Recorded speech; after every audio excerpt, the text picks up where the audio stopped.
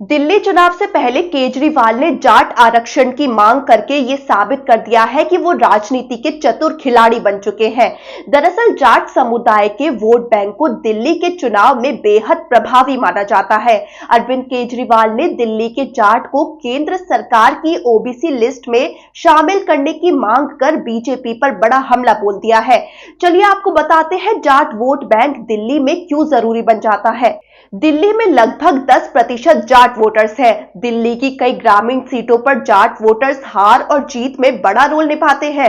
दिल्ली की 8 ऐसी सीटें हैं जो जाट बहुल हैं। इन सीटों पर हार और जीत जाट मतों से तय होता रहा है। जाट बहुल 8 सीटों में से 5 पर अभी आम आदमी पार्टी का कब्जा है।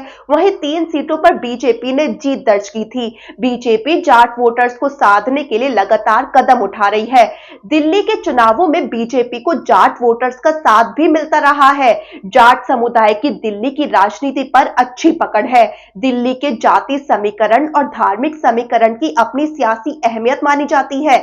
धार्मिक आधार पर देखें तो कुल 81% हिंदू समुदाय के वोटर हैं। हालांकि हिंदू समुदाय के वोट में भी कई जाति समूह का अलग अलग चंक रहा है।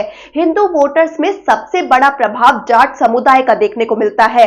जाट समुदाय आमतौर पर एक संगठित वोट बैंक के रूप में काम करता है। ये समुदाय आमतौर पर अपनी राजनीतिक ताकत को समझता है और एकजुट होकर वोट करता है। ऐसे में जब जाट समुदाय किसी पार्टी के पक्ष में एकजुट होकर वोट करता है तो ये चुनाव परिणाम पर बड़ा असर डालता है। दिल्ली के लगभग 60% गांवों पर जाट वोटर्स का दबदबा देखने को मिलता है। दिल्ली के ग्रामीण इलाकों की सीटों पर जाट वोटर ही हार जीत तय करते रहे हैं। बीजेपी की तरफ से नई दिल्ली सीट पर दिल्ली के मुख्यमंत्री रहे साहिब सिंह वर्मा के बेटे प्रवेश सिंह वर्मा को उम्मीदवार बनाया गया है। प्रवेश साहिब सिंह वर्मा के हवाले से बीजेपी जाट वोटर्स को साधना चाहती है। अरविंद केजरीवाल ने बीजेपी पर जाट वोटर्स को इग्नोर करने का बड़ा आरोप लगाया है। केजरीवाल का कहना है कि दिल्ली के जाट समाज के साथ बीजेपी ने बहुत बड़ा धोखा किया है।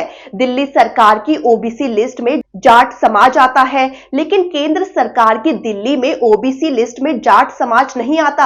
अरविंद केजरीवाल का कहना है कि दिल्ली के जाट समाज के लोग जब केंद्र की किसी योजना का लाभ लेने जाते हैं तो उन्हें आरक्षण का लाभ नहीं मिलता। 4 बार पीएम मोदी ने जाट समाज के लोगों को कहा था कि केंद्र की ओबीसी लिस्ट में दिल्ली के जाट समाज को शामिल किया जाएगा, लेकिन अभी तक नहीं किया।